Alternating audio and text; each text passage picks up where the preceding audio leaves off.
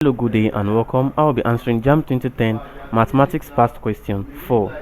A student measures a piece of rope and found that it was 1.6 meter long.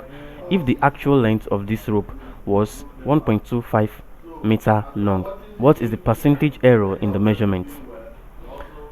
Now, the options given are A 0.4%, B 0.01%, C 0.25%, and D 0.8%.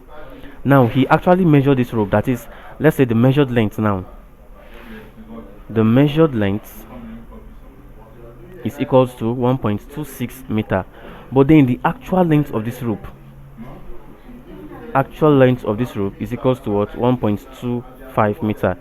Now, we can now say error will be equals to what? Measured length minus the actual length, and that is equals to 1.26 minus 1.25. So the error here in the measurement is equals to what? 0.01 meters. But we are asked to find what? We are asked to find the percentage error in the measurements, not the error. So percentage error in the measurements, percentage error in the measurement is equals to the error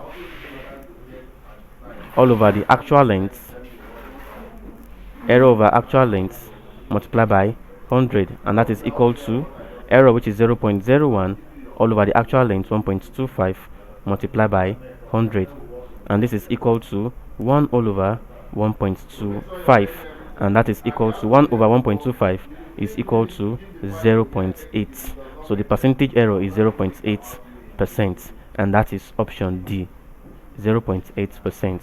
Thank you and God bless you, and subscribe to the channel for more videos and past questions.